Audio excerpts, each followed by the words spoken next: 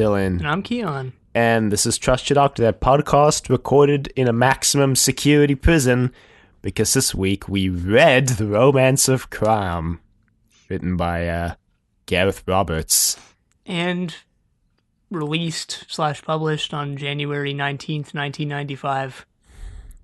Thrilling. Gareth Roberts makes his return 3 weeks later. And years later, because we read some of his other stuff, too. Well, we read The English Way of Death. Yeah, we read English Way of Death, that's it. Yeah, I guess he really just likes writing books for this TARDIS trio since he wrote 3. Yeah, I guess he just really likes writing fan fiction and getting it published as official part of the canon. What any writer for this show does, really. I mean, that's what any writer for any show does, based on that definition. Yeah. Unless you're just not a fan of the show you're writing for. It's non-fan fiction. Yeah. Hate fiction. Yeah, so it's a book. We actually read. People actually still read. Barely. Well, I mean, this book was adapted into an audio drama. I don't think I've read anything in, 5 years. That's kind of weird considering you're supposed to be 50 books last year. Considering you're supposed to be reading. No, I did. I actually read 50 books last year. Yes, I'm bragging. That's about a book a week. It's pretty impressive, actually. 52 weeks in a year, so it's about a book a week. Yeah. And this book wasn't one of them because you read this year. This can be one of this year's 50 books. Yeah. I guess. I don't think I'll have read 50 books this year because I've only read like 20 so far. Only. I don't see myself reading anything over the summer, to be honest. Maybe 1, maybe 2. I've read like 3 books this year, so unless you count textbooks, then that'll bump up to 6. I'm counting textbooks. Oh, okay. Well, I only have 1 like textbook, but I'm counting it, so yeah. Well, anyway, so yeah, this was adapted into an audio drama at some point. Big Finish did adapt it into a full cast thing. They also did the Gareth Roberts 4th Doctor book that follows this one, which is The Well-Mannered War. Huh. Well, we didn't do that, obviously, because, we wanted to throw some books onto this list that we're doing, so. Yeah, we each chose one book. I chose this one for the thrilling reason of the fact that I already owned it, so this was pretty much my throwaway choice for this 16-week adventure.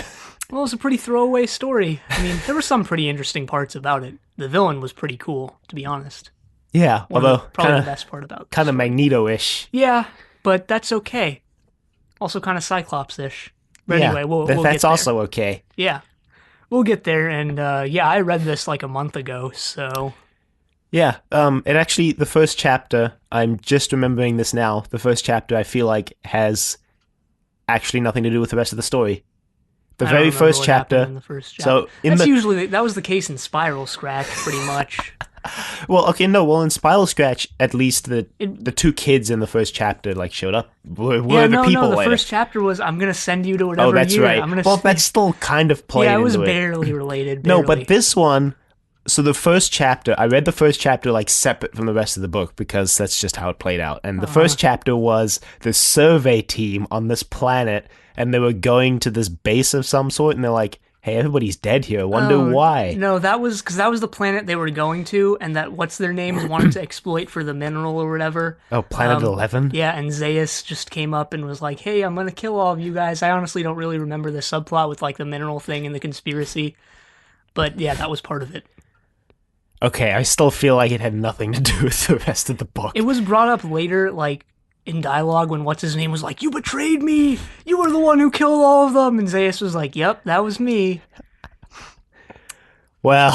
There was a lot of, subterfuge and stuff near the end of this. There was a lot of backstabbing in this. Yeah. Mostly just slapped onto the back end of the book. Really. Back end of the book. I keep hearing people say back end when they're referring to the second half of something recently, so I'm starting to say it too. Even though I actually don't really like it that much as a term. I hear the tail end of something more than I hear the back end of something. Yeah, I don't know. But then again, the tail is just the back of a of an animal that has a tail. Anyway, then the Doctor's playing Monopoly with Romana and K9, and he's getting basically dumpstered. And right off the bat, I mentioned this a couple times in my notes because Gareth Roberts does it a lot here, and I don't think he did it in English Way of Death. I could be wrong, but he, first of all, the narrator in this really isn't a neutral guy in any way. We'll find out more about that later. But, yeah, Gareth Roberts obviously just has like a hard-on for Romana, because there's all this stuff in the narration like Romana flipped her impeccably perfect and flawless hair behind her shoulder, and I'm like, okay, Gareth, sorry. Garrett. Well, I mean, okay. Maybe it's Garrett. I don't know. I think it's Gareth. It might be Garrett. I really think it's Gareth, Yeah, though. pretty sure it's Gareth. Pretty sure Brendan and Nathan said Gareth. They could be wrong. That's true. But they're probably not.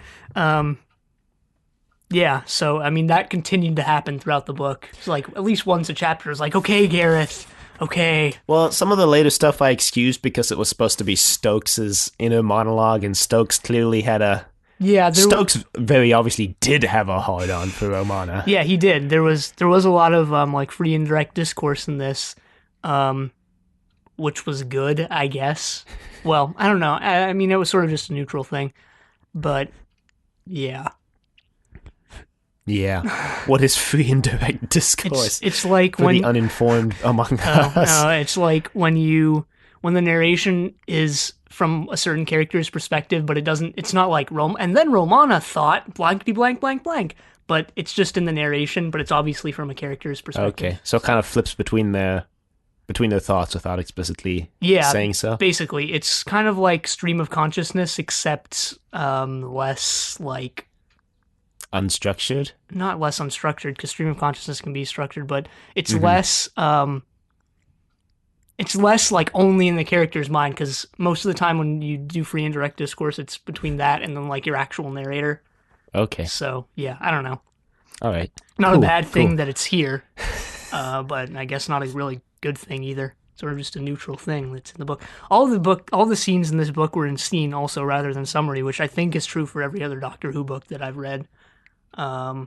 Because they're supposed to be emulating a TV show, so there's that. Yeah. Yeah, so so their randomizer is still active because they're running away from the Black Guardian, obviously. So they start to land, and the Doctor's like, "Oh, we're landing," and then K9's like, "But we're playing Monopoly." The Doctor's like, "Oh, the Monopoly game can wait," because the Doctor's obviously losing really badly. Yeah, but there's also the fact that if they decided to play Monopoly instead of deal with whatever they had to deal with, they would just be there for years. The game of Monopoly takes years. They also would have come out of it totally fine, because they were they materialized in a cave off of the main concourse that they have to break through a wall to get in, so no one would have even known they were there if they had just kept playing Monopoly. Yeah, also maybe a City of Death reference, the breaking through the wall thing. We didn't mention where they are, which is on a maximum security prison on an asteroid called the Rock of Judgment. Which I thought was really cool, to be honest. I thought that was a really cool concept. Yeah, and even more proof that The Rock should play the Doctor. I mean, if all the other evidence wasn't enough, then clearly this is the turning point. Yeah, it convinces everyone. I'm pretty certain The Rock of Judgment is supposed to be a reference to Alcatraz, which I'm pretty sure was also called The Rock back in the day when it was an active prison and not a tourist site. Tourist sites are active. Okay, never mind. Yeah, but everyone at this prison seems to be pretty bad at doing their jobs, considering the highest official is corrupt. What's her name has been compromised by an evil mutant. Chief of Security Margot. Yeah, Margot. And Stokes is being played for a fool. Yeah, well, Stokes is an artist who lives in a basement. It's not exactly like he has a job on this rock, so I wouldn't say he's doing his job poorly. Yeah, I don't really remember what his job was. I think it was just painting portraits of the people who were on death row or whatever. It's not exactly painting portraits per se. I think he says that he gives the people on death row their choice of what medium he wants to preserve them in, which is why Zaius chooses the Oh yeah, Helicon mask. yeah, which brings her back apparently. So, well, when we're introduced to Stokes, he's painting a portrait of a lady, and she's talking about her like 5 husbands, and then Yeah, it's she's who to she be killed. Kind of like that executed. story, Lonely Heart, famous short story. But Um, and he's like, "Oh, damn it! Well, I'm never gonna finish this painting now. I'll have to try do it for memory." I'll have to try Gasp. to do it for money. Well, he has an assistant whose It's like name a I'm pretty forgetting. apathetic assistant. Oh yeah, Zai. And his assistant, I think his assistant is supposed to be Gareth Roberts' critique of modern art, because what it sounds like is that Zai has just made a purple plank and he's selling it for 200 credits apiece. And Stokes is all like, "Your new art isn't anything compared to my art." Um, yeah, all right. I don't really remember that And bit, but sure. well, so Stokes is really, really digging into Zai because Zai is doing way better than Stokes is, and also Zai, because he's doing way better, has put in a request with the, I guess, like Federation to take over Stokes's art gallery when Stokes's lease runs up. Huh. Okay. Yeah, I don't really remember that part. I don't really think it was a big part of the book. Because doesn't Zai die pretty Yeah, so soon? the only reason why it's really introduced is so that when Pyrepoint arrests Stokes for Zai's murder, you could think could kind of be Yeah. true because Stokes really hates Zai. Yeah. So those are pretty much the characters. There are a couple more. Well, there's Yeah, the basically three more. Yeah. Nisbet brothers, who every time showed up, I could only think of Buzz Lightyear in Toy Story when he was Mrs. Nesbit.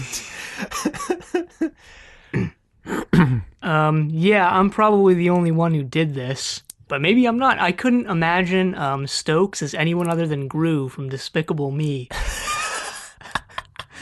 Well, of the two of us, you were the only one. Yeah. Kind of weird how everyone else was a human and there was just this one cartoon character running around with them, but yeah, that's what I imagined. Well, I mean, for some bizarre, I made this other bizarre choice when I was imagining this, was that for some reason I imagined it with the really crappy 1970s sets when I was imagining this, and I don't know why I did that. Even though I had the potential to imagine it however I wanted, yeah. Imagine it with crappy black and white 50s B movies. Not that far back in history. But yeah, so the Doctor breaks through this wall with his sonic screwdriver, which we haven't seen for Couple a weeks. solid year. No, they brought it back in the TV movie. That Oh, was that's only right. like 5 weeks ago for us. Briefly for 10 seconds.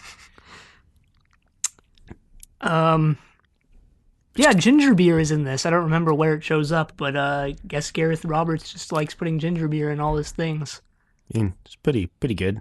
And I mean, I've never had it. I've had ginger ale, which is yeah, I don't really like soda that much, and it's honestly not one of my favorites. Honestly, the two best sodas are Sprite and Dr. Pepper, just saying. Really no argument there. Yeah, I actually pretty much agree with you on that. Wow, okay. There's also this random line. I don't know if this is a reference to something or if it has something to do with something in the story that I didn't get, but the Doctor's hanging pictures of martyrs in the TARDIS. Yeah, I actually made a note of that too, and I was like, why? I think he's specifically hanging them in the power room. Because he tries to be a martyr a lot of the time. Yeah, I think that's what Gareth Roberts was going for, but it's kind of just really weird. Yeah. So I was like, wait, what? Was one of the few times I stopped reading to actually write down a note. Another one was later when I realized for the first time in the 3 years we've been watching this show that the front of the TARDIS says pull to open, but the TARDIS doors open inward, which means you have to push them. Huh. Yeah, I never noticed that. And I only realized in this book because Stokes read the thing and was like, pull to open. He tries to pull it and it doesn't open. He's like, oh, typical. And then I was like, wait a minute, don't the TARDIS doors open inward? Maybe that's just a well-known typo on British police boxes. Or actual police boxes do open outwards and the TARDIS just opens inwards. Maybe. I don't know. But yeah, I thought that was kind of mind-blowing. I've been watching this show for however many years and I never realized that. Yeah, so the Doctor and Romana go out onto the concourse and the Doctor tells K9 to stay with the TARDIS. I don't remember if that's typical for that era, although I don't think it was. I think so. It might have been. At this point, K9 was pretty much nearing the end of his run and was pretty much just been placed to the side. But then what's also typical is that he comes back and sort of saves the day almost. Not really-ish, kind of, but yeah. So we see this guy get executed by the particle reverser beam, and he's like, I've been set up, it was a frame job. You're like, oh, well, don't believe that. But as it turns out later, it was a frame job, so... Kind of made me think of whatever the thing was in the Leisure Hive. The one that, like, puts your arm on your forehead or whatever. Yeah, this particle reverser beam sounds really painful when they describe it later, though not as painful as Zeus's beam of death, because they describe that in really gory detail. Yeah, they also describe Zeus's backstory in really gory detail. So, if I remember correctly. Yeah, they do. Yeah, and I read this like a month ago, so... Well, so the Doctor and Romana get captured, and the one character we actually did forget to introduce is, I think it's Stiggin? Yeah, I don't know. Duggan from City of Death, Spigot. But worse. Spigot. Yeah, Spigot. The police inspector from Planet 5. Yeah, who's there as an undercover sort of person. I don't really remember what his deal was, what he was supposed to be investigating, but it wasn't really... He was investigating Zeus. He was investigating Zeus, but he had like a cover story of some sort. Yeah, the computer systems were quote-unquote acting up. So he was supposedly investigating them. Yeah, they're in the Uva Beta Uva system, by the way. Trying to bring up, it's kind of a weird name for a system. Also, I don't think Uva is an actual Greek letter. But it might be. I don't know. Yeah, they... PowerPoint, he thinks that Spigot and the Doctor and Romana are like in on it together, and he's like, they don't want me to know that they're in on it together, but I know, and I'm just going to play it off like I don't. And then Spigot's like, I bet these are the other guys that HQ was supposed to send. Well, Spigot plays it off because he thinks he can get away with pretending like they're with him, and then they actually start getting involved, and he's like, oh, I guess these guys are actually from HQ. And then they get really weird, and Spigot's like, yeah, I made a mistake. What have I done? Spigot keeps bringing up his wife and kids, which I guess was supposed to give him a backstory. But it kind of got a bit annoying. Well, I mean, they kind of make a joke about how annoying he is later when he's talking with K9, and it's like, little did Spigot know, K9's audio sensors had turned off long ago. Maybe he was supposed to be sort of like a parody of the hard-boiled detective like archetype. I don't know. Maybe I'm just overthinking it because I watched a presentation about that recently. But maybe. But I mean, even though people are always like, oh, it's supposed to be like a parody of blankety blank or whatever, I'm like, all right, but that doesn't really make it any better. And that's the case here. If he is, I really don't know. I think he might be. It feels like he's supposed to be, which is why he keeps bringing up his wife and kids. Yeah, his estranged wife and kid. But again, that doesn't really make me think it's okay. Well, I mean, it's okay. It doesn't, like, ruin the book. I'm like, all right, he keeps bringing them up. I don't want to read this crap anymore. No, obviously, but yeah. So, yeah, the Doctor and Romana team up with Spigot, and then Spigot's investigating the computer system, and yeah, so they kind of just run around for a bit, and we're just going to skip ahead to the part where Zeus takes over Margot's body and tries to kill Romana. Yeah, Margot has been conversing with an evil voice in her head this entire time, and surprise, it's Zeus, this prisoner that everyone thought was dead and had been killed like 10 years ago or something. Yeah, and we get, there's like one chapter dedicated to Zeus's backstory, which is that she's a mutant. with Yes. special abilities. And the people on her planet, the non-mutants on her planet, The didn't like that. normals. Yeah, the normals didn't like that, so they came and massacred her entire family and village or Community. town or whatever it was. And species. Yeah, that too. And she has sort of a Cyclops-like power from X-Men, so she killed all of them and now is on her quest for revenge against all normals. I mean, it's kind of Cyclops crossed with Jean Grey. Kind of super overpowered telekinetic abilities. And resurrection abilities, which was due to the metal, but yeah. Yeah. Kind of dumb that this metal has like resurrective abilities. Well, so it doesn't. They're all super surprised when they find out that Stokes made this mask out of Helicon. And because they're all like, well, it's completely worthless. And then at some point, either the Doctor or Romana figures out, like, oh, well, maybe her telekinetic abilities can activate the molecules of the Helicon and imprint her psychic imprint, for lack of a better term, on the mask. Or on the metal. Yeah, so that's how she's been taking over Margot, is that she's been wearing this mask. And then it becomes fused to her face. Yeah. Which was kind of terrifying. What was that movie? The Mask with Jim Carrey? I think that had Jim Carrey in it. Yeah, it did. Yeah. Yeah. Much better than its sequel, so I've heard Son of Mask. I haven't actually seen the sequel. Yeah, I haven't seen the sequel I don't either. even think Jim Carrey's in the sequel. Yeah, probably not. So then Zaius reveals herself. She calls for her associates, the Nesbit brothers. Yeah, it's revealed that Pyrepoint has been working with Zaius, but is also planning to backstab her. A classic Pyrepoint. Actually, his classic Pyrepoint gets revealed he's backstabbed everyone he's ever worked with. Great prison warden here. Great guy. I mean, not that prison wardens are ever really portrayed in any good way, so... Yeah. I mean, I don't know if real-life prison wardens are really good people or not, but usually they're portrayed as not good for any number of reasons, so... I mean, if you think about it, Pyrepoint is also kind of judge, jury, and executioner. He is a judge. He's also the one who sentences everyone to die, and is the one who also makes the schedule for when everyone's going to the particle reversers, so... Yeah, so kind of just a much less enjoyable to watch Judge Judy.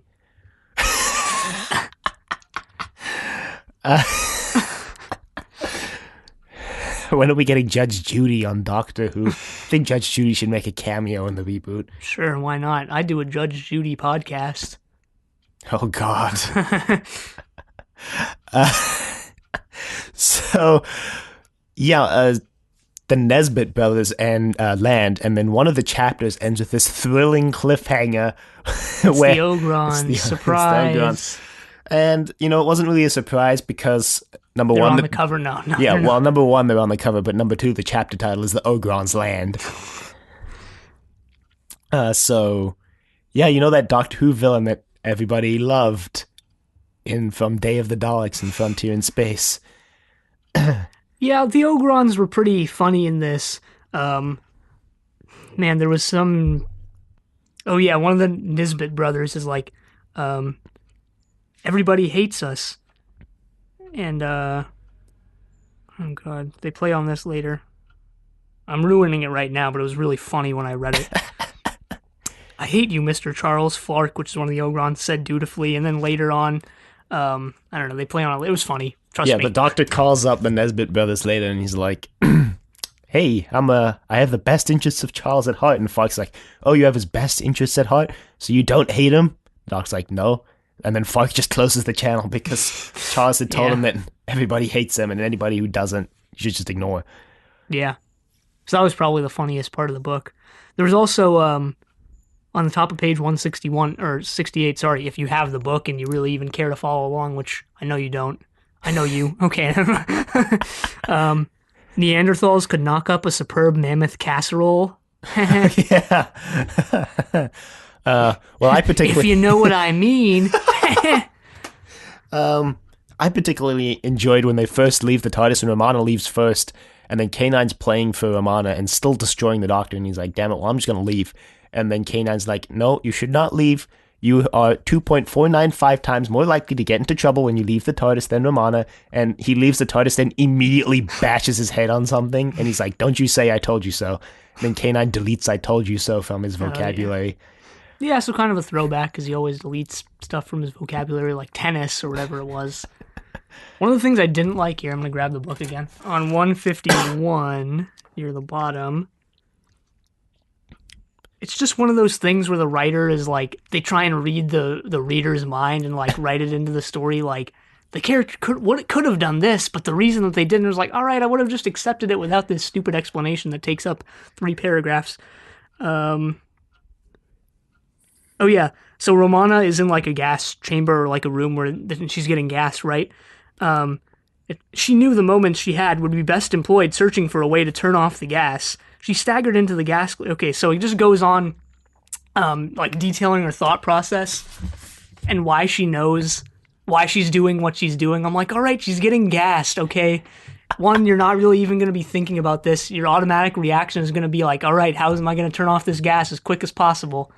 And yeah, it was just, I don't know, kind of ruined your suspension of disbelief. Maybe, I don't know if that's the right word for it, but it's just not writing that I enjoyed. So yeah. I mean, my suspension of disbelief was ruined in that second by Romana basically immediately also passing out, even though the preceding sentence, like, her lung bypass would keep her awake for an extra couple of minutes, and then she just immediately gets passed out again. Maybe it was a couple of minutes. Maybe she was like, 5 minutes is like 5 years. I just played Monopoly for 4.5 minutes. You couldn't even get one round of Monopoly into 4.5 minutes. Well, you could get the first round probably. And all you do is land on stuff and buy things. You know, Monopoly was actually designed to show you why capitalism sucks. Yeah, it was like another game, and they like developed it into Monopoly. Yeah, which I guess is kind of why Monopoly sucks. Anyway, so where are we at in the story? Oh yes, they go to the planet. Is revealed, so they go to Planet 11. Yeah. Because she's working with the Nesbitt brothers, and she's like, oh yeah, you can take all this good ore from Planet 11. Yeah, which is also part of the conspiracy. There's like no ore there, but then there is, then there's not, and they can't use it, and then they can. Well, so they get there. It's like a big subplot. It has to do with Pyre Point too. Yeah, because they get there, and the Nesbitt brothers send out a probe, and the probe returns like, there's no helicon on this planet. And Zeiss is like, well, no, what? There's like a lot of helicon, but it's useless or something like that. I don't remember. Really. No, it actually gives you the exact percentages, and it says helicon negligible, ? And then Zeiss is like, where the hell is the helicon? And then, so there's this other base, and it's revealed that Pyre Point had it all mined out by pirates and stored in this other base, so that if Zeiss turned on him, he'd be like, ha ha ha, I've got the helicon. And then, as any good Fourth Doctor story does in sort of the what would be episode 3, story sort of just wanders and yeah. Well, so yeah, Zai is dead. Like we said, Zai is dead. Stokes has teamed up with Romana. So what happens is the Doctor gets captured. They're on the rock, and the rock. Spigot and K9 go to deactivate the engines, and K9 makes a critical miscalculation, and instead of disabling the engines, actually throws them into full power. And then they're zooming towards crashing on Planet 11, and the Doctor's like, well, I can save them. So he does, and then instead of just immediately killing him, they tie him up. There's a lot of that in this book, actually. Instead of like moments where they could just shoot the Doctor and kill him, they just tie him up. Same with Romana. Isn't that pretty normal for... Yeah, but this era of the show and like kind of just the entire show in general. Yeah, but it felt overly so in this book because it seemed like every time they encountered the main villain, he had a gun on them. He slashed Sheaf, Zeiss Pyre Point, and then they just tied him up instead of just shooting him right there. Yeah, and they had that's pretty true. Gareth Roberts had to keep coming up with increasingly convoluted reasons as to why they didn't shoot him. Because at the end, Charles was like, he didn't shoot the Doctor because he thought he was pretty cool for a copper, but at the same time, you know, he's a cop, so he has to kill him, so he ties him up. And he's like, okay, you know what? Honestly, you could have just said he tied him up, and I would have just gone with it. Yeah, it's another one of those things similar to the gas chamber type thing, but yeah, whatever. Yeah, they survive, but they're rushing off at max speed. So Zaius is like, well, we only have like 20 seconds to get to the transmat and beam down.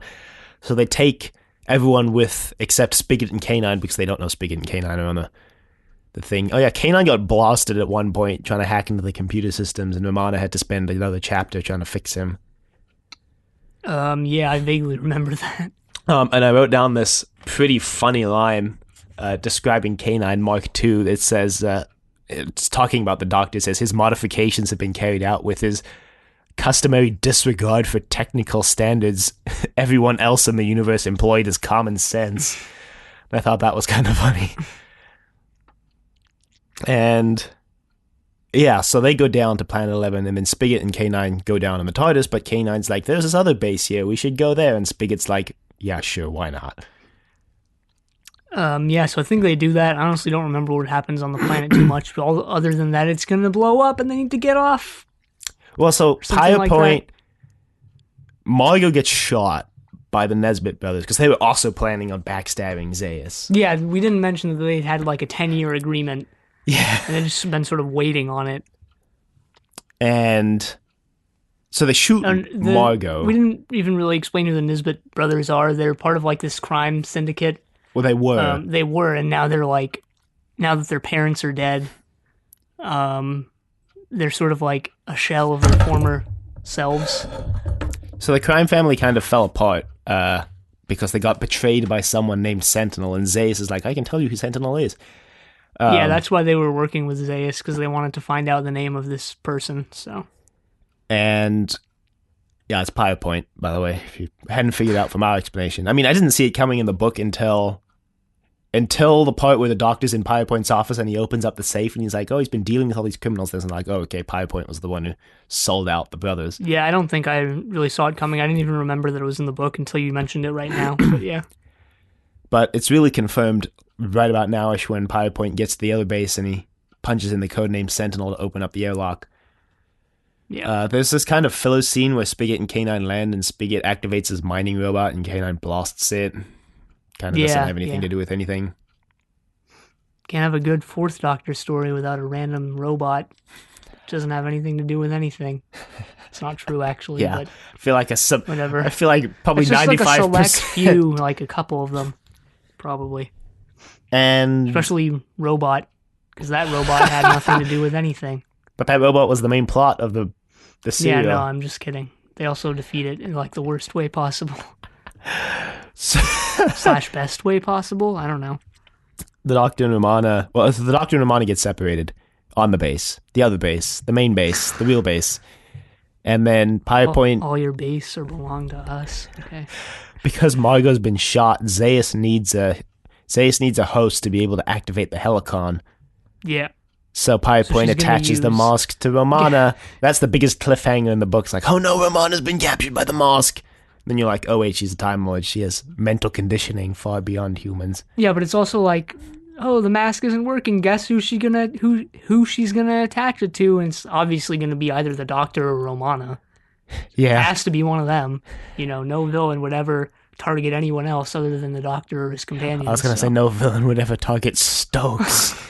Bumbling art gallery fool. Yeah, at this point, Stokes is just running around, panics because he doesn't want to die. The narrator in this is obviously completely biased, and well, I mean, which is okay. But there's all these times when it's written in like, if the Doctor had been a lesser man, he wouldn't have done this, but he wasn't, so he did. And they're like, if Stokes had been a more valiant man, he would have blankety blank blank blank. I'm like, all right, dude. All right. I don't blame like Stokes for being like, oh crap, I gotta get out of here. My life's in danger. Because like, I would be doing the same crap. Yeah, I guess Gareth was trying to play up the Doctor's like a real hero, but it kind of just came off as like, belittling really of everyone else. Yeah, I was gonna say like playing like, up the difference between the Doctor and Stokes. Yeah, but it seems more like derogatory of the people who like derogatory of Stokes and pretty much everyone else, instead of like actually saying the Doctor's doing a good thing. Yeah, I agree. And yeah, the Doctor gets tied to this chair, and then Nesbitt's like, yeah, I'm gonna blow up the Spends planet. a lot of time tied to this chair. Just saying. Nesbitt's like, I'm gonna blow up the planet, and then Spigot and Stokes end up meeting up because Stokes hid in the like pod that Pirate Point used to go between the bases. And Zaius like betrays Pirate Point and blasts his arm, and he's like, Pirate Point at this point, this is the exact moment where Pirate Point actually goes insane. Reveals that the reason why he wants to be imprinted on the Helicon is because he wants to control the system with an iron fist so that law rules all. So he can become the law. Throwback to Storm Warning. Yeah. And the Doctor's tied to this chair, and he's like, oh yeah, the transmat system. And then there's this kind of technobabble scene where he's like, if only the people here had realized that it was as easy as transducing the crossplex mabob, and yeah, you transduce bags. and then you just pentagon must have been related to that the transmat guy from the Cell and Nightmare Fair. And then the Doctor beams over to the other base, still tied to the chair. There was a line that I felt like might have been a misprint where they double printed the word "to" T-O-O. Right when the Doctor's about to transport, he says something about, oh, if only he hadn't been too tied to this chair. Maybe. Every book has at least one typo. And because he's afraid he's going to be attached to the chair permanently because it's not going to be able to differentiate between the Doctor and the chair. And then he gets there and Even more proof that a chair should be a companion. You mean a wheelchair? Or just a regular chair, that chair that the Doctor throws into the door to stop it from closing in Terminus. Yeah! Still one of the most badass scenes. Still one of the most badass chairs in all of Doctor Who. You're not wrong. So the Doctor tries to convince Zaius to come with him on the TARDIS because there's no other way to escape, because he disarmed this really sketchy bomb that might still blow up. And she's like, nah. Pirate Point shows up. Romana whips off the mask, escapes. Zaius is like, no, I need a host to imprint on the Helicon. And then they all leave because the Helicon's been liquidized and melts the entire surface of the planet. Yeah. Pretty vague on what actually happens to, like, the planet itself. Yeah, so the Helicon melts the surface, and then they're watching through the scanner, and then they see Zaius' face on the planet. It's like, I need a hose. And the Doc's like, well, better make sure no tourist ships come by. And then he basically entrusts the destruction of this being that wants to kill all life in the universe to this bumbling police inspector Spigot, because he gives him this formula for this laser beam that will destroy the Helicon on the surface, and then he just leaves. And I'm like, you're putting a lot of trust in this dude. But then the Doctor pulls out the star chart and is like, see, it worked. And Romana's like, yeah, lucky. And that's... Yeah, they go back to their Monopoly game, I think. No, actually, so they want to go back, and the Doctor's like, well, I've got these other things, like, well, I'll think of something, and that's how it ends. Honestly, he's probably right. There's probably a lot more important stuff he could be doing than playing Monopoly, of all things. Yeah, like hanging pictures of martyrs in the power room. Yeah. Still the most baffling choice in this book. Hey, still more fun than Monopoly, probably. I mean, I guess. So, overall, I thought it had some pretty cool concepts. Yeah, Zaius was a pretty cool villain. She was probably the best part of the story, to be honest. Mm-hmm. Just because her backstory was pretty cool. Kind of Magneto-ish, like we mentioned before. And yeah, I guess they kind of, I don't know, they sort of convoluted the story with all the backstabbing, like the Nisbet brothers and Pirate Point, but I guess that was okay. Mm-hmm. And maybe they should have focused on Zaius a little more. I don't know, made her a little more interesting. Yeah, well, I feel like the reason why Zaius was such a good villain is because she actually has a reason to want to kill all these people. They killed her entire race except for her, and then, you know, kind of persecuted and chased her down for 10 years to kill her in the particle reverser. Yeah. She killed 2,000 people before she was 19, by the way, which makes her one of the most successful killing machines in the history of Doctor Who. I really liked Yeah, the pretty idea. pretty close second to the third Doctor. Okay, no.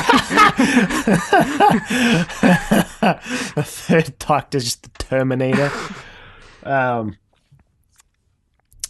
no, I really liked the idea of the Rock of Judgment. I thought that was a really cool idea, putting a jail on an asteroid because yeah, it'd be basically impossible to escape from. that's we didn't mention, but that's the reason why it was on an asteroid, just because apparently the course of the asteroid is like random. So Yeah. if you escaped, you wouldn't know where you were. Mm-hmm. They also set up, well, Gareth Roberts set up all of this backstory about the Uva Beta Uva system, where like Planet 5 was the only one that Yeah, could yeah. actually be colonized, and Planet 6 was rich in all these minerals.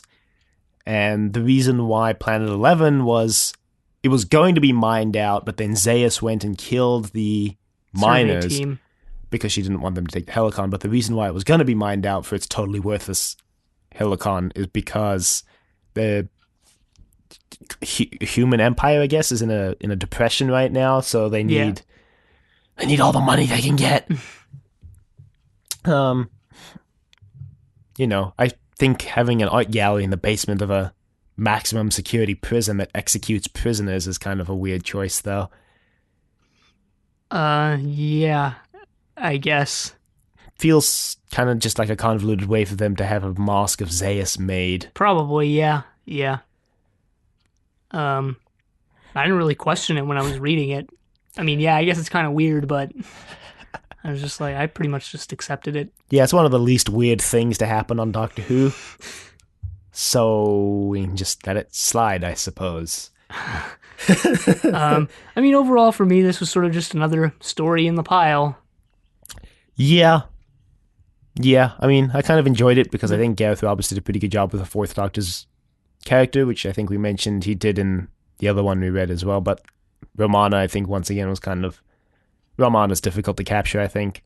Yeah, Romana 2, probably especially, because, well, the first Romana had, like, the sarcastic character traits and stuff like that, so that might be easier to do. We also didn't mention that whoever drew the cover was the same person who did English Way of Death, and again, they made Romana, like, look 10 years older than she looked on the show. Totally nailed Tom Baker, though. Yeah, and yeah, I pretty much agree that Gareth Roberts is pretty good at writing Tom Baker.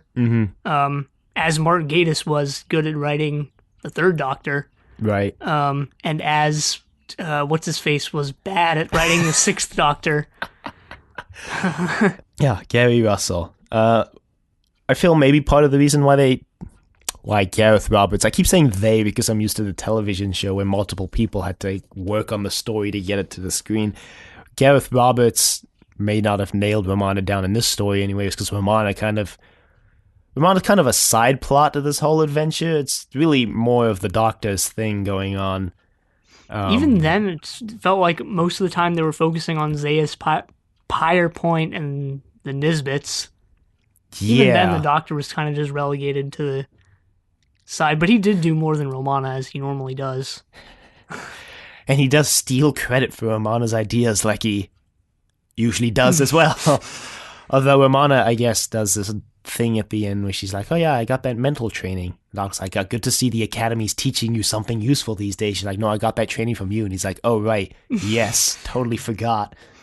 Yeah, everyone knows the Academy never teaches anything useful, both in Doctor Who and real life. Yeah, I guess I agree with you, though. Kind of just another story on the pile. Yep. Email us at thedoctordecorativvegetable.com. Questions, comments, concerns, angry rants, love letters, your thoughts on the romance of crime. I did really like the title, though. I think Gareth Roberts' titles for these Fourth Doctor novels are really unique, anyway. Makes you want to read it. I guess, yeah, the character... I was going to say it didn't have anything to do with the story, but yeah, I guess the characters are sort of attracted to crime. Pyre Point, because he's a crazy, maniacal person. Zaius, because she's a crazy, Maniacal vengeful... person. Oh. Yeah, and then Nisbets, Nesbit. because they're also pretty crazy and Maniacal people. You can find us on Apple iTunes at Trust Your Doctor. You can find us on Google Play at Trust Your Doctor. We can just say Apple Podcasts, because they want to change it, even though it literally, the site still says iTunes and the URL is still iTunes. Yeah, I know. That's kind of really irritating, actually. They sent us this email like, we're Apple Podcasts now. It's, no, you're not. And you can find us on YouTube at Trust Your Doctor. Check us on Facebook, Trust Your Doctor. Like us on Facebook. Also check us out on Twitter at TYD Podcast, and follow us on Twitter. And next week, we're listening to Ghost in the Machine. But until then, the end.